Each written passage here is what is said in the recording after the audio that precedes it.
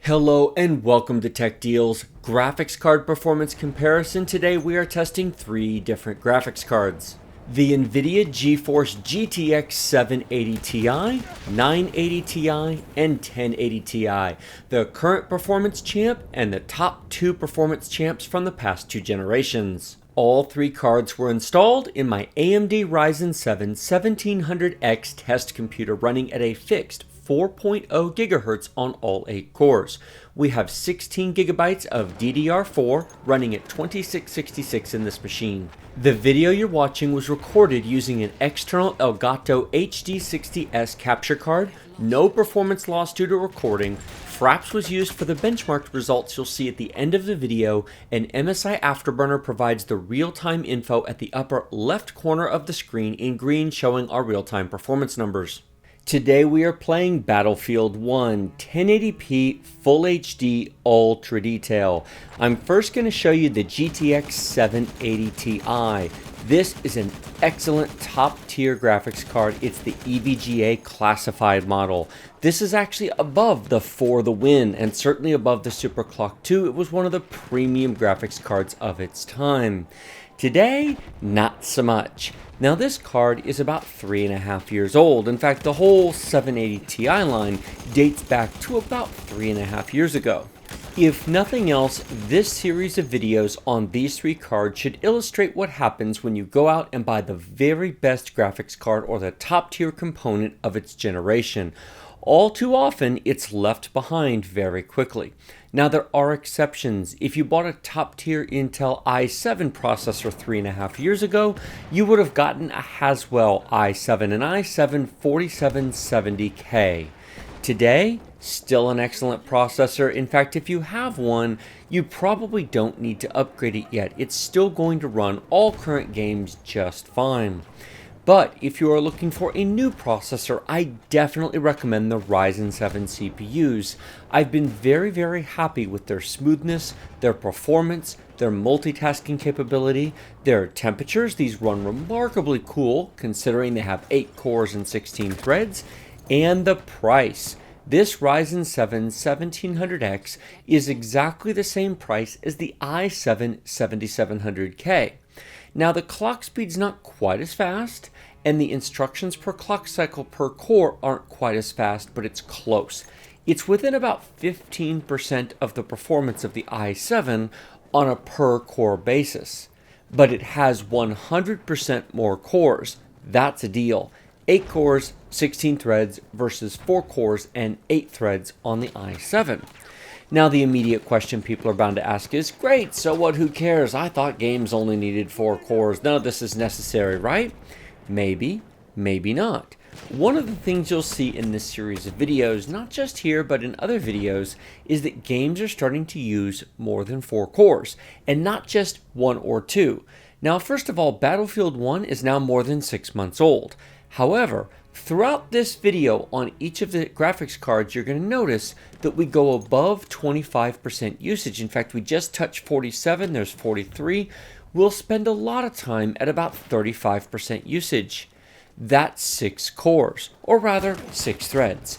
Now an i7 can certainly handle this, but keep in mind that when you go above 4, you are actually using real cores. 4 cores and 8 threads is not an 8-core CPU, and I just got killed again. This battle, by the way, one of the worst battles I've ever been in. I've probably been in worse, but this one's pretty brutal. What you're about to see in this battle is one of the problems with online multiplayer games, matchmaking and teams.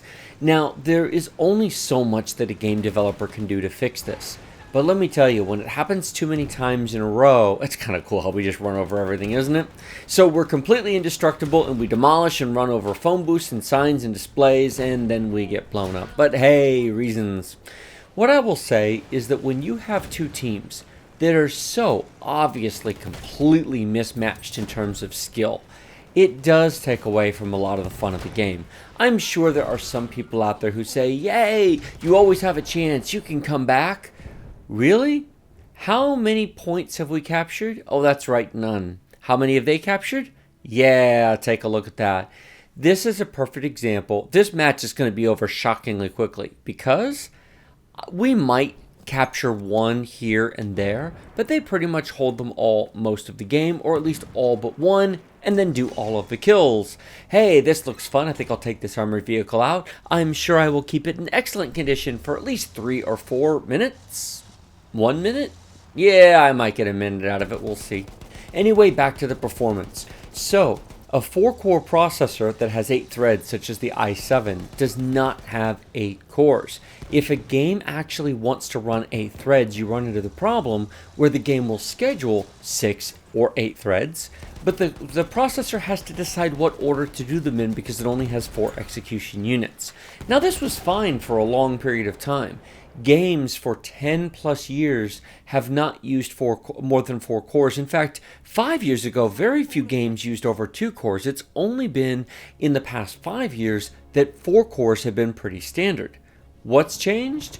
Xbox One and PlayStation 4, both of which have 8 true processing cores. The AMD Jaguar processor in those 2 game consoles, which is more or less the same processor, not quite but pretty close, it has 8 real cores, and this has spurred game developers into figuring out how to optimize for that. The individual cores in those game consoles are actually pretty weak. That chip runs at under 2 gigahertz. So because each individual core is pretty weak, game developers have spent the past several years figuring out how to make best use of it. This is now carrying over into the PC side of things, which is why now that we have true 8-core consumer-level processors, we're starting to see games use them. Now, Battlefield 1 uses it at times. It depends upon how much is on the screen, and it's mostly in multiplayer. Newer games, 2017, Ghost Recon Wildlands, Mass Effect Andromeda, at times. The Division, which actually isn't a 2017 game, but it will definitely use over 4 cores. Assassin's Creed Syndicate. Now, I know some of these titles are not the most optimized games in the world, but it's no longer just 1 or 2 games. It's now many games.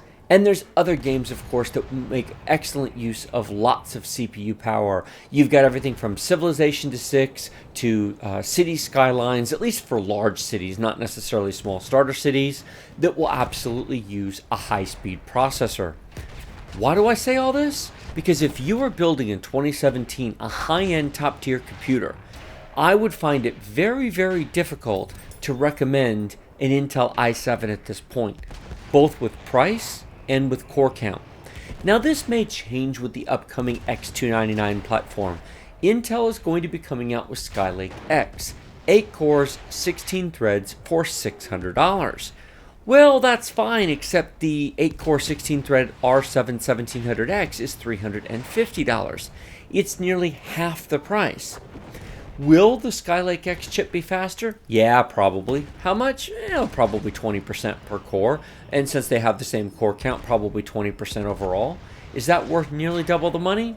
For most people, no. But there will be people who will buy that and say, you know what, I'll spend the extra money. It's a small percentage. If you're building a $2,000 to $3,000 computer, an extra $250 is anywhere between maybe 15 to less than 10% of the price of your computer. That extra 20% performance, maybe 25, and we haven't tested it. We have no benchmarks. There are people who may say, yes, I'll take that deal. I am going to try to get one of those, by the way, and test it against Ryzen 7 and see just how much difference it really makes. If it does, then maybe it's worth considering. We'll have to see when that comes out. In any case, back to this benchmark. Now, this 780 Ti is a very nice card, and even in 2017, it does in fact play games at 1080p just fine.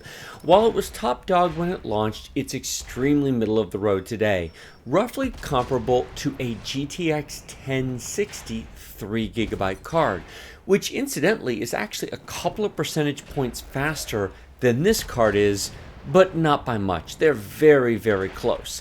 In fact, as a general rule, if you want to know how well your 780 Ti plays modern games, look for benchmarks of a 1060 3GB card, and you'll be within a couple of percentage points of an accurate answer, at least in most cases.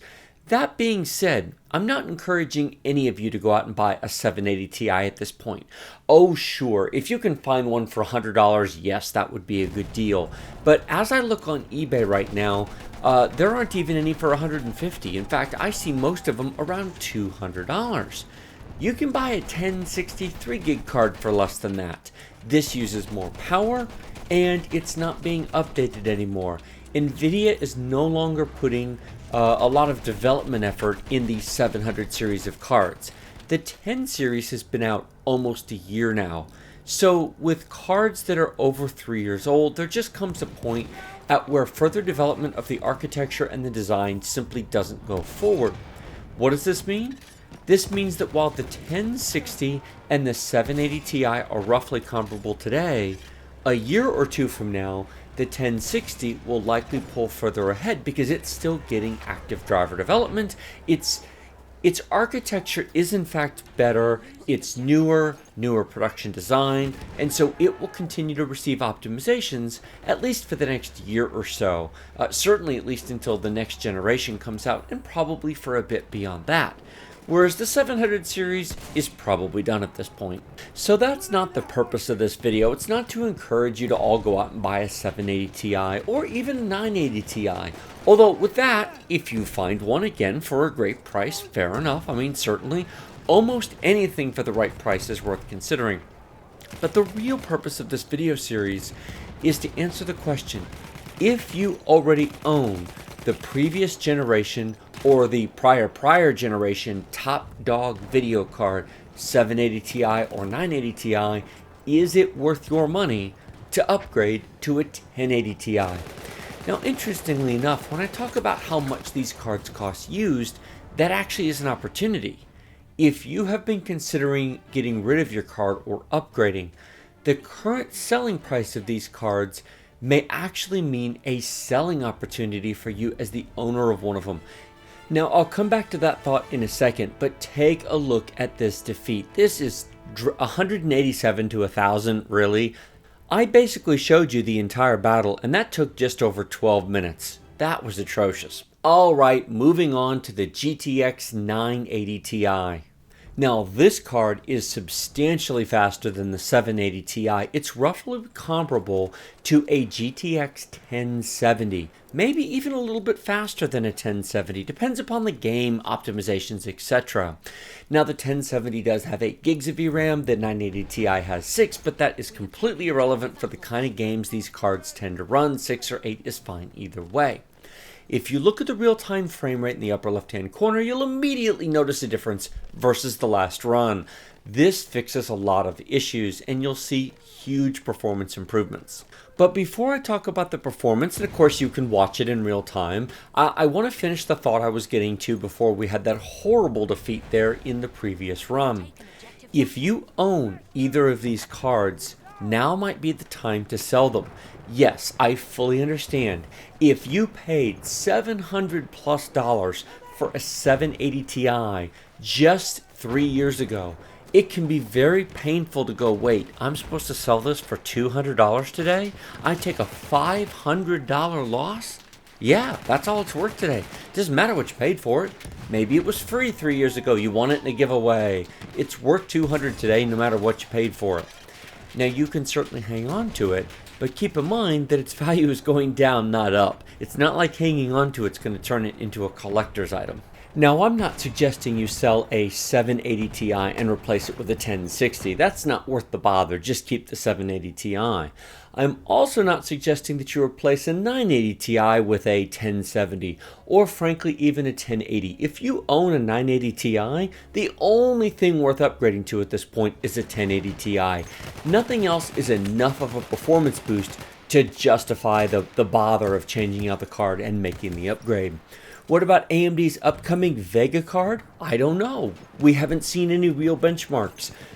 When that comes out, I will review it, not to worry. I will certainly compare it against whatever the current top tier cards are from NVIDIA and see how that works.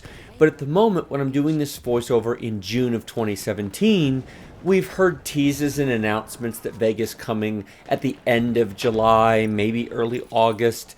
We haven't seen benchmarks. We certainly don't have access to the cards. I have not received, at the time of this voiceover recording, any official briefing from AMD whatsoever. If I had, I'd be under NDA, and I probably couldn't even tell you that much. But I haven't, so I'm not, so I can tell you that. In any case, we'll probably get that sometime in middle of July. So it's a good solid month before even the reviewers get access to that hardware or get a briefing from AMD. I'm looking forward to it. I would love to see the competition, but we're still maybe 2 months away from that at this point, at least to the point where you can actually buy one. Now, coming back to the real-time performance of this card, we are over 80 frames per second, and quite often we are over 100 frames per second. Depends entirely upon what's going on in the game. Now, we're actually on a pretty challenging map. The foliage and vegetation on this map is far more demanding than, say, the desert maps are. Absolutely. Different maps in Battlefield 1 have different levels of a graphics card and detail requirement. Now, I would love to be able to just pick a map and make them all run the same like I do, for example, in Fallout 4 and in single-player games. Unfortunately, when you're playing online multiplayer, you don't always have that opportunity. I have the same problem in games such as Overwatch when benchmarking it. I simply can't pick the map that I'm going to be getting, and so it is what it is. If I were to run enough matches to get the same match doing roughly the same thing, I could probably spend 3 days trying to test 3 cards, and that would be a very poor use of time. These results are not meant to be one-to-one perfection comparable. These are not built-in script benchmarks that could be repeated over and over. I could play 3 different games on this card in this computer, and I would get 3 different results. But they would not be massively different. Would they be 5 or maybe even 10 frames per second average difference? Yes. But they're not going to be 20 or 30 or 40 frames per second difference. So when you look at the charts at the end of a video such as this, keep in mind that this is giving you ballpark numbers, not exact numbers. You will get different frame rates depending upon the map, how often you die, what enemies you're facing, and so on. Now at 1080p Ultra Detail, we are using just under 3 gigabytes of VRAM. Now the VRAM does vary a bit from maps as well, but frankly, there are very few games in 2017 that actually need over 3 gigabytes of VRAM at 1080p, even at Ultra Detail. There are exceptions, but not many of them. They could be counted on one hand, quite frankly. Now that's not going to hold going forward. So if you have a 3 gig 1060 or a 3 gig 780 Ti, yes, in 2018, you're probably going to have to scale down from ultra to high in a number of games. And then of course going forward, perhaps to Christmas 2017, which is 18 months from now, you may have a couple games where the graphic detail, or at least the texture detail, has to go to medium to fit within 3 gigs. The 6 gigs on this 1080, on this 980 Ti, or the 6 gigs on a 1060 6 gig card will last longer, but keep in mind that as the graphic quality of games goes up, so does the compute power required to drive the games. So it's easy to say, well, I have a 6 or an 8 or a 12 gig graphics card, I can handle ultra detail. No, you might be able to handle ultra textures, but the rest of the detail will have to come down.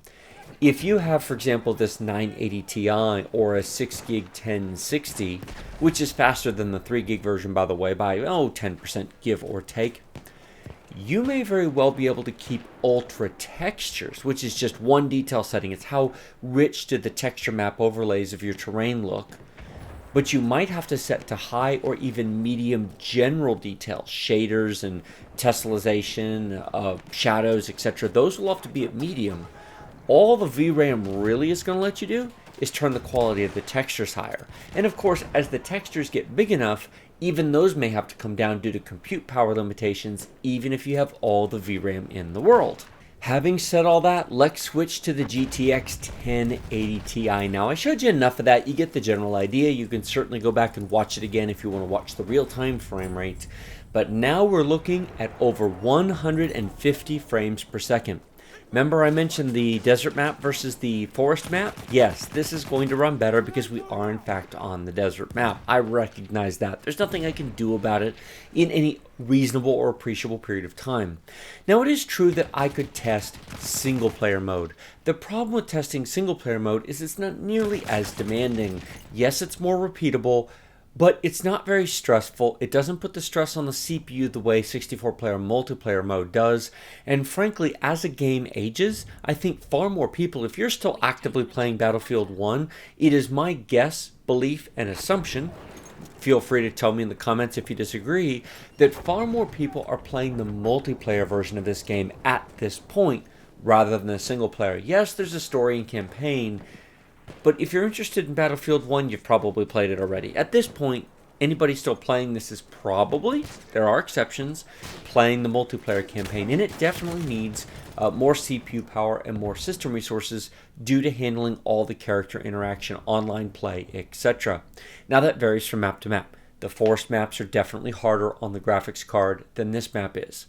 Notice that we are getting north of 150 frames per second. Well, we were. Notice it just dropped down to 70, but only that's just because we were zooming in and the game was catching up. We're right back to 120 to 140 frames per second. But there's something very important that you need to watch and pay attention to. The graphics card usage. Look at the percentage in the upper left-hand corner next to 1080 Ti. It's all over the place. We are CPU bottlenecked, not graphics card bottlenecked. The 1080 Ti, in the vast majority of cases, is complete overkill for 1080p. Not all. Watch my Ghost Recon Wildlands version of this. At ultra detail, it's not. At high detail, okay, actually it's still not at high detail, but it's close. In Battlefield 1, a 1080 Ti at 1080p is really ludicrous overkill. Our limitation here is the CPU. Now, if you're the kind of person who says, darn it, I want 150 frames per second and I want it steady, tell me what I've got to buy. Well, okay, fine. The best bet you're probably going to have, if that's your key criteria and you're okay to play at 1080p, first of all, lower the detail from ultra to high. It'll help a little bit, only in terms of CPU processing, not graphics performance. Our graphics card is bored waiting for the CPU.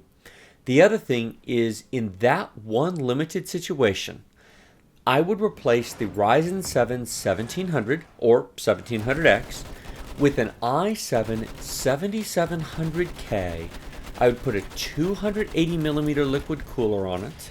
I would overclock it to a fixed 5 GHz, which is fully 20% faster clock speed than this, with including the instruction per clock cycle gains, puts it about 25% faster than this CPU at this clock speed of 4 GHz, and you will get a more steady, high frame rate performance.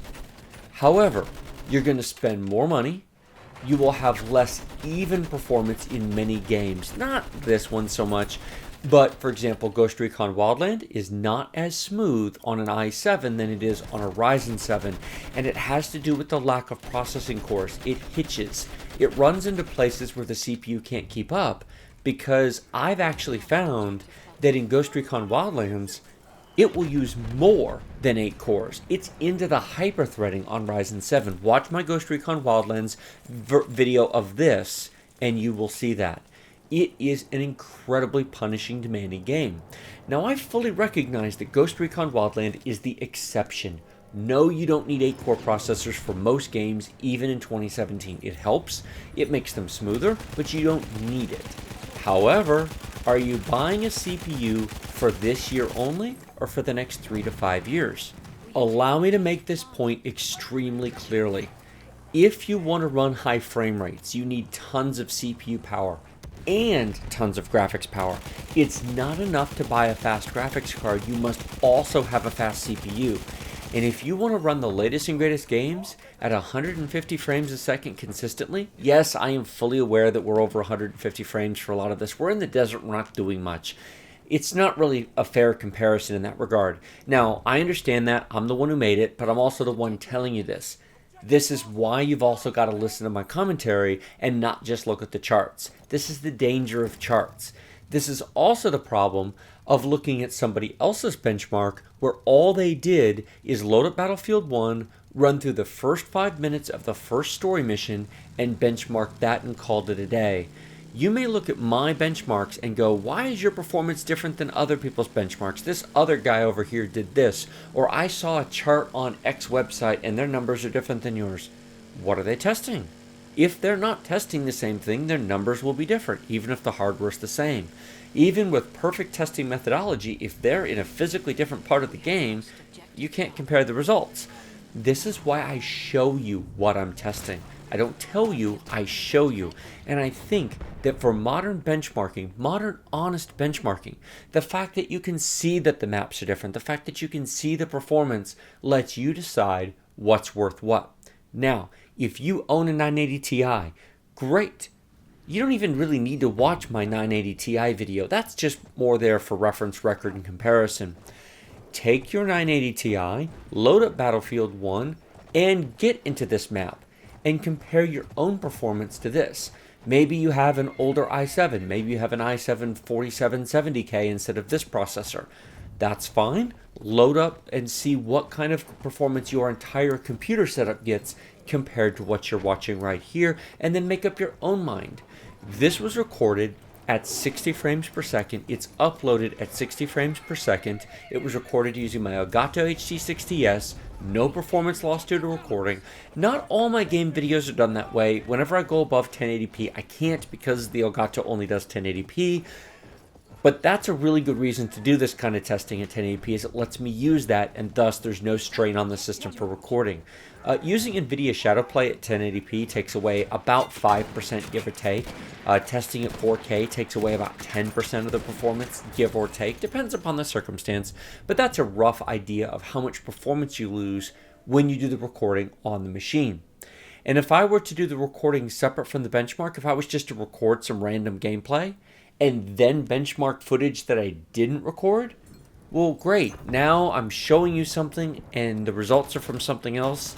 I would never do that. That would be very bad benchmarking. So make sure that the footage you're watching is actually the one that was used to create the charts at the end of the video or whatever you're looking at.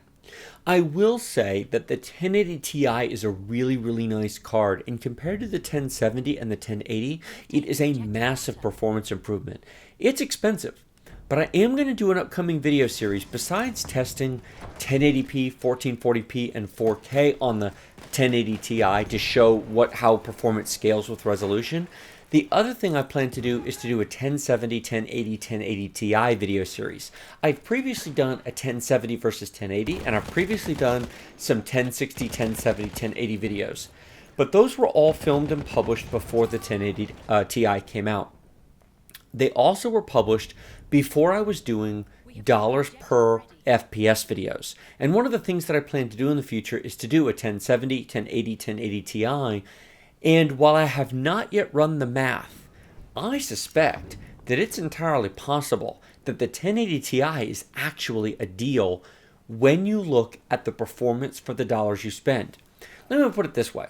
If you were to spend, say, $350 to $400 to buy a GTX 1070, and you were to keep it for 2 years, and in 2 years you have to replace it because it doesn't have enough performance to play the latest and greatest games at higher ultra detail, fair enough. Whatever the newest card is then, you'll buy the $350 to $400 version of that card at that time. If you were to just buy a GTX 1080 Ti today, is it going to be top tier in 3 or 4 years? No. But it should, just like the 780 Ti here, still run games in higher ultra detail at 1080p without a problem. Even if it's approaching the end of its useful life for that mission statement, if you get 4 years of use out of a 1080 Ti versus 2 years of use out of a 1070, all things considered for graphic details, speed, quality, etc., then over the course of the 4 years, you're actually spending pretty similar money. Except, for the first 2 years of that, you have the benefit of the top dog video card. Now, it's true that also means you have to spend all the money up front as opposed to spending half now and half in 2 years. That's not for everybody. It's simply an analysis of, are you getting at least close to what you're paying for? Now, I'm not suggesting, although I'll look at what the numbers are, it's going to vary from game to game. I am not suggesting that a 1080 Ti for 700 is double the performance of a 1070. It isn't. It's close, it's probably 75% faster, but considering its top dog status, considering its faster RAM, considering its 11 gigs of VRAM, considering the additional future proofing the card gives you, I actually think it's a reasonably priced option. You're paying a bit of a premium for it, but it's not an outrageous premium. You are not paying double the money for a 30 to 50% performance boost. You're paying 100% more money for perhaps a 75% performance boost. No, it's not a 1-to-1 ratio. I mean, a 75% increase in cost for a 75% increase in performance would be that. But that's really not going to happen. Expecting that is unrealistic. They're always going to charge a premium for top-tier parts. But this actually might be a reasonable premium to pay. If you've got the money and you just want to buy yourself that premium experience and you want your card to last you that much longer, yeah, I could actually say a GTX 1080 Ti is worth it if you're okay to pay a small premium to have the current top dog graphics card that pretty much plays everything. So be sure to subscribe to my channel for updates for when those two video series come out. The 1080 Ti at 1080p, 1440p, and 4K, and then 1070 versus 1080 versus 1080 Ti. Now let's go take a look at the results for this video. Ultra detailed, 3 generations of top dog graphics cards, 1080p. We averaged 70 frames per second on the 780 Ti, 100 frames per second on the 980 Ti, and 145 frames per second on the 1080 Ti. Take your pick. On the desert map, the 980 Ti would have probably been closer to 110 frames a second. On the jungle map, the 1080 Ti would have probably been closer to 35 frames per second. It just depends upon how you look at that. Now, as far as the minimums, the red bars go, do keep in mind, with all of the deaths that I suffered, all of the zoom ins and zoom outs, there's a hitch in Battlefield 1 every time you zoom into the map and zoom out. There's no practical way to benchmark multiplayer by turning fraps on and off constantly. Even if I tried stitching the files together, it would create an unrecognizable mess. So keep in mind that the 80 and 86 and the 66 and 68 on the 1% and 0.1% lows, go back and watch the video if you doubt this. Watch the hitching. Every time we zoomed in, or at least several times, when we zoomed in on the map, the frame rate tanked. I called it out actually during the 1080 Ti. We were doing 160 frames a second, down to 78 frames a second, and then right back up to 140 frames a second. Those hitches from the deaths, and unfortunately I die a lot because frankly I'm terrible at this, that's what caused those minimums. Watch the 1080 Ti performance I showed you. At no point during normal actual gameplay does it get anywhere near 68 or even 86 frames per second. It's all the zoom in and zoom out. And that is why skipping to the benchmark charts only tells you half the tale. Although granted, I just told you why it was. But if you go back and at least watch a minute or two of each, if you skipped ahead using the timestamps, fair enough, I understand, 40-minute video, but go back and watch at least a little bit of each of the cards. That's why each of the cards is timestamped. Watch the real-time performance numbers when it counts in heavy combat. Who cares what the frame rate is on the map or running to battle when there's no combat going on? What matters is in combat. So watch that part of the video, and that'll really tell you what you need to know far more than these charts ever will. I hope this video was helpful and useful to you. Click that like button, share this video with your friends. Remember to subscribe to my channel. Check the video description for links to everything in this video. Please consider supporting me on Patreon. Links down in the description below if you are able to. If not, liking, sharing, subscribing, and commenting is also appreciated. Thank you so much for watching. I will see you in my next video.